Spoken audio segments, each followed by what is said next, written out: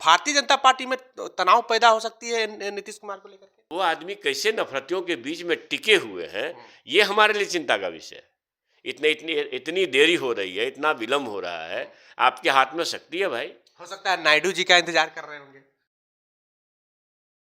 8 से 10 महीने में बिहार विधानसभा चुनाव होना है और इसको लेकर के सभी पार्टी अपने अपने तरफ से तैयारी शुरू कर दी है। तेजस्वी प्रसाद यादव यात्रा पर निकल गए हैं और उस यात्रा के दरमियान उन्होंने ऐलान किया है कि महिलाओं को 2500 रुपये देंगे और वृद्धा पेंशन जो 400 रुपये मिलता है वो 1500 रुपये करेंगे। वहीं बिहार के मुख्यमंत्री भी प्रगति यात्रा पर निकल गए हैं और मीडिया की गलियारों में ये चर्चा है कि मुख्यमंत्री नीतीश कुमार भारतीय जनता पार्टी से नाराज चल रहे हैं, वो कभी भी एनडीए छोड़ सकते हैं। तो क्या इसका असर अब केंद्र सरकार पे भी पड़ेगा? क्या केंद्र सरकार में जो बैठे मोदी प्रधानमंत्री हैं वो फिर से अब विपक्ष में चले जाएंगे, यानी कि केंद्र सरकार पर खतरा मंडरा रहा है? इन्हीं सब मसलों पर बात करेंगे। हमारे साथ में बिहार के पूर्व शिक्षा मंत्री प्रोफेसर चंद्रशेखर हैं।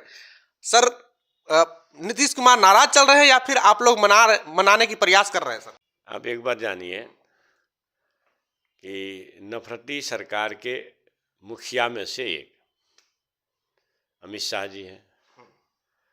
अमित शाह जी ने जो बयान दिया वो समझने के लिए काफ़ी नहीं है कि चुनाव के बाद नेतृत्व के स्तर पर, संसदीय बोर्ड के स्तर पर ये फैसला होगा कि मुख्यमंत्री कौन हो। जो नीति निर्धारक में सबसे अव्वल स्थान रखता हो प्रधानमंत्री जी के बाद, उनके अंदर का भाव निकला। उन्होंने पार्लियामेंट में जो बयान दिया, अंबेडकर अंबेडकर अंबेडकर अंबेडकर, क्या वो ये जो नफरतियों के अंदर, सांप्रदायिक शक्तियों के अंदर की जो भावना है वो इससे परिलक्षित हुई कि आपको अंबेडकर से नफरत है। अंबेडकर का नाम भी आप पार्लियामेंट में सुनना नहीं चाहते। वो अंबेडकर जिस पर वो टिप्पणी कर रहे हैं वो सिंबल ऑफ नॉलेज है, पता है? उतना बड़ा ज्ञानी कोई हुआ नहीं भारतवर्ष में, और दुनिया के ज्ञानियों में से वो अव्वल स्थान रखने वाले लोग हैं, और उन पर टिप्पणी कौन कर रहा है? जिनको जिनको जिनको कोर्ट ने तरीपार की सजा दी। शायद शिक्षा कितना है तो हम नहीं जानते हैं, लेकिन कितनों शिक्षा होगा, इतनी बात तो तय है ना कि अंबेडकर के सामने अगर दूसरा कोई टिकने वाला नहीं है तो टिकने वाले नहीं है।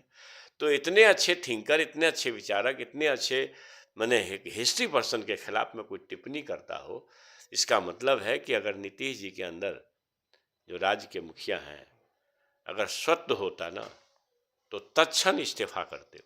पर एक बात तो सच्चाई है सर कि समझिए, आप अंबेडकर पर टिप्पणी हो रही है, आप अपने आप को समाजवादी कहते हैं।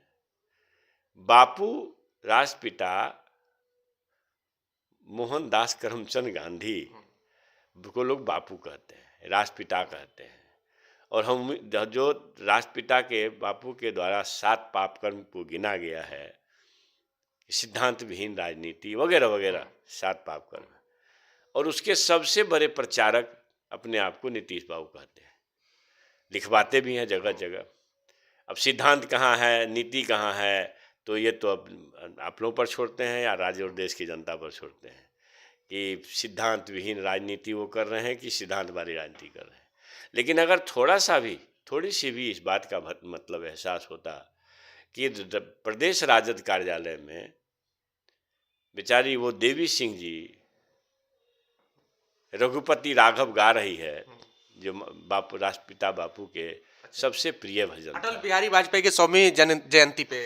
हाँ, वही अटल जी के 100वीं जयंती पर, तो 2 दिन पहले की बात है। वो देवी सिंह जी जब गाना गा रही थी और स्तुति था वो, और भगवान श्री राम जी की स्तुति थी, जो महात्मा गांधी जी गाते थे भजन, आपको सबको पता है। तो उस स्तुति के दरमियान राम का नाम लेते हुए, ईश्वर अल्लाह तेरो नाम सबको सन्मति दे भगवान, और वहां देवी सिंह जी को इंसल्ट किया गया, उनको मजबूर किया गया। मतलब आप वैचारिक स्तर पर तानाशाही लाना चाहते हैं देश पर, आप सांस्कृतिक स्तर पर तानाशाही लाना चाहते हैं, आप कर क्या रहे हैं, और नीतीश बाबू किस कुनबे में खड़े हैं।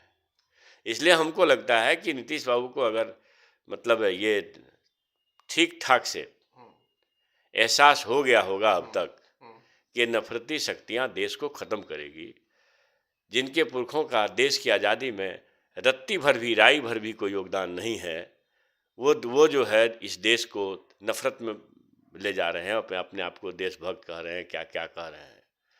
तो नीतीश बाबू के अंदर अगर जमीर जिंदा होगा तो नफरती शक्तियों को तौबा करना चाहिए, क्योंकि नफरती शक्ति देश के लिए घातक है।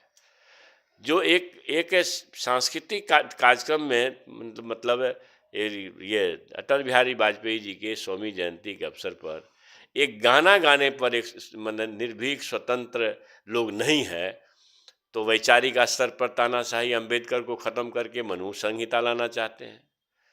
फिर रघुपति राघव भी गाने पर पाबंदी लगा रहे हैं। तो ऐसे शक्तियों के साथ में माननीय मुख्यमंत्री जी को नहीं दिखना चाहिए। ये बहुत ही चिंताजनक है और मैं उम्मीद करता हूँ कि जरूर समय पर नीतीश बाबू इस नफरती शक्तियों को तौबा करेंगे, सांप्रदायिक शक्तियों से तौबा करेंगे। पर अमित शाह जी ने तो ऐसा कुछ नहीं कहा सर। उन्होंने कहा कि अंबेडकर एक फैशन बन गया है, आप इतना भगवान का नाम लिए होते तो स्वर्ग की प्राप्ति होती 7 जन्मों तक। ऐसा अच्छा, तो कोई अभद्र टिप्पणी के श्रेणी में नहीं आता आप सर। समझिए, तो आप वीडियो देखें जी जी, वीडियो देखे हैं सर। अंबेडकर अंबेडकर अंबेडकर अंबेडकर, क्या मतलब? अरे भैया, आप ये समझो ना कि जिस बाबा साहब अंबेडकर के कारण हजारों साल से सताए गए, आर्थिक रूप से, सामाजिक रूप से, शैक्षणिक रूप से अछूत का दंश झेलने वाले एक बड़े बड़े तबका, जिनको अंबेडकर के कारण सम्मान मिला, प्रतिष्ठा मिली, वो किसी भगवान से कम है क्या? भगवान का नाप लें, कौन मना करता है? लेकिन अपमान का अंबेडकर साहब का, जो शूद्रों के एक तरह से भगवान हैं, तो वो जो है उनका अपमान लोग कैसे बर्दाश्त करेगा? और अगर उसका अपमान आप करते हैं तो आपको संविधान अगर नहीं रहता तो क्या इस बड़े तबके जो 85-90% लोग हैं, इनको वोटिंग राइट होती? उनको शिक्षा का अधिकार होता? इनको संपत्ति रखने का अधिकार होता? संविधान से ही ना आया भाईजान। संविधान न एक वोट की ताकत अगर रानी को है तो एक ही वोट की ताकत मेहतरानी को भी है। यही वोट की ताकत आपके पास बाबा साहब अम्बेडकर की कृपा से मिली है और उस समय के सुरमाओं से मिली है, तो आप उसको कमतर कैसे कर सकते हैं? तो भगवान का एक दूसरा रूप है कि नहीं अम्बेडकर साहब, सो बताइए। तो आप जताना क्या चाह रहे थे?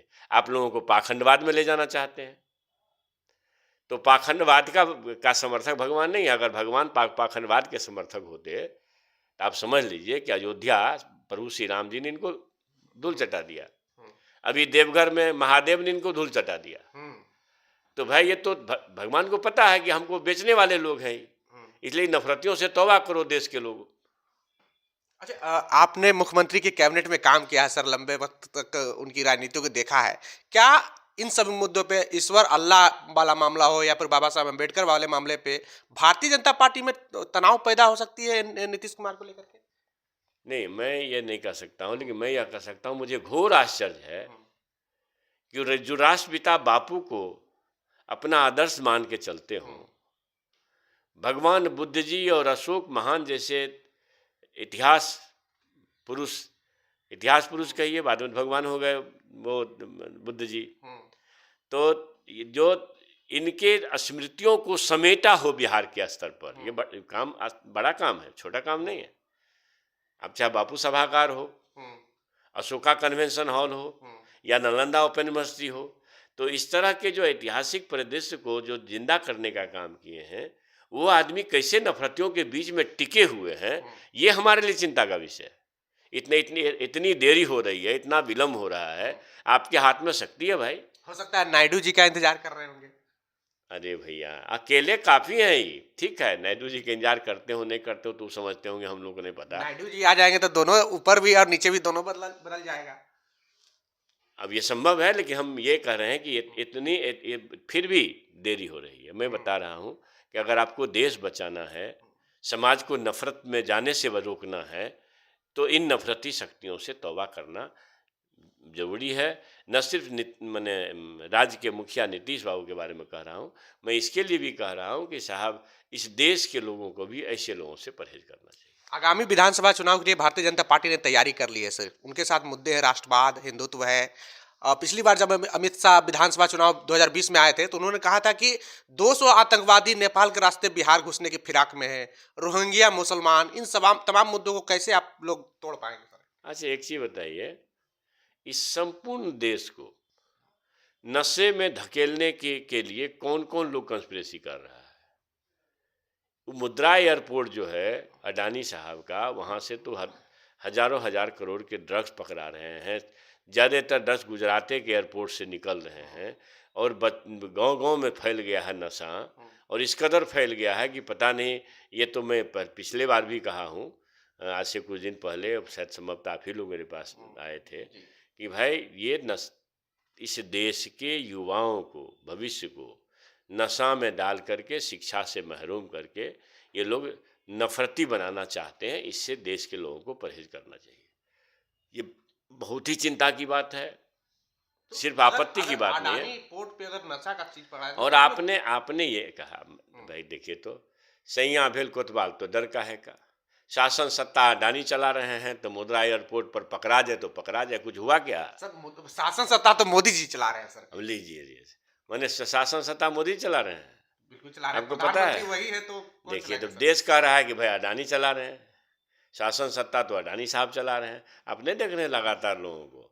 तो मेरा ये कहना है कि आपने देश के लोगों को ये जरूर सोचना चाहिए कि हमें प्राप्त क्या हो रहा है।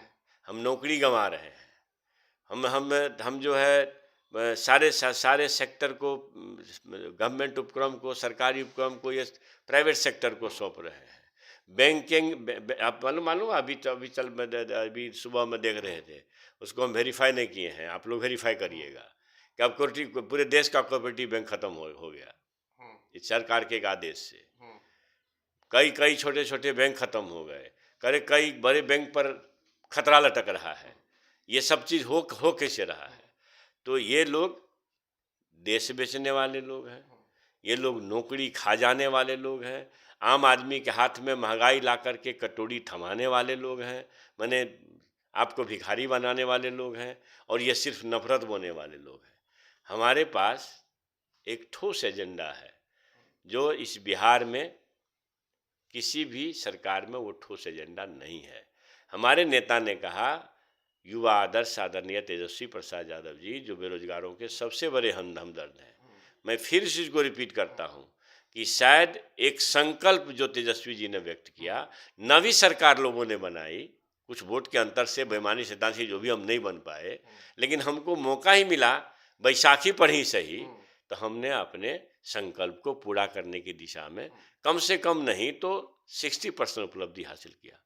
जो सरकार ये कहती थी, सरकार के मुखिया कहते थे कि पैसा कहाँ से आएगा, जहाँ पर बाप है वहाँ से लाएगा, जिस कारण से बाप है जेल में बंद वहाँ से लाएगा, और वो पैसा असंभव कहते थे, और वहाँ 5 लाख लोगों को सरकारी नियुक्ति पत्र मिल गया। और शिक्षा विभाग ही सब बड़ा उदाहरण है, लगभग 2,17,000 के आसपास यहाँ नियुक्ति पत्र मिली।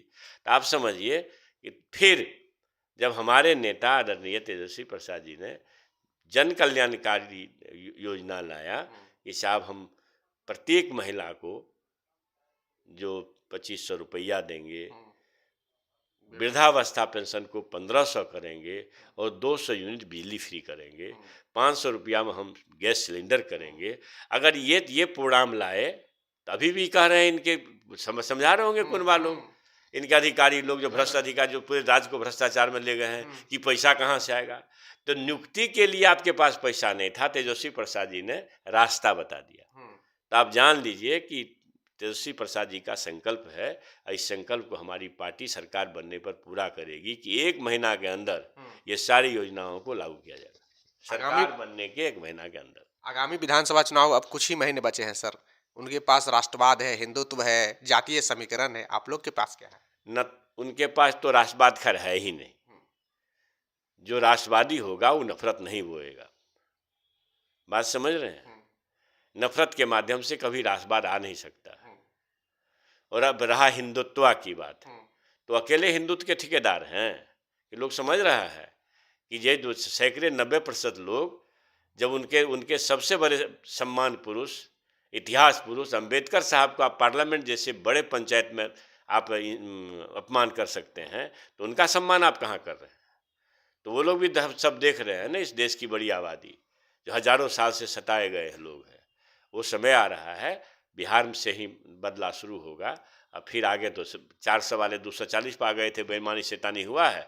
कम से कम हमको तो जैसे रिपोर्ट आ रही है और विभिन्न माध्यम से आप लोगों को पता चल रहा है कि 100 सीट के आसपास बेईमानी हुई है। तो हो सकता है आगे आने वाले समय में वो बेईमानी शैतानी का सबका हिसाब किताब जनता ले लेगी।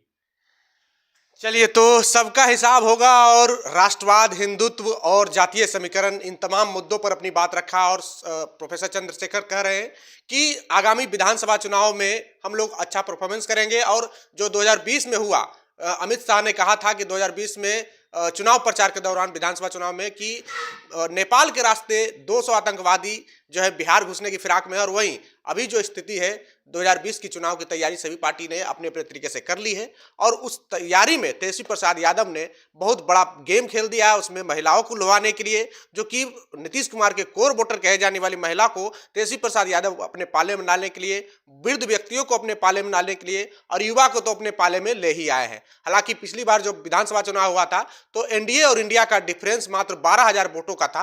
अब कितना होने वाला है, ये तो भविष्य के गर्भ में छिपा हुआ है। आपको बातचीत कैसी लगी, प्रतिक्रिया कमेंट बॉक्स में जरूर दें। बहुत बहुत धन्यवाद।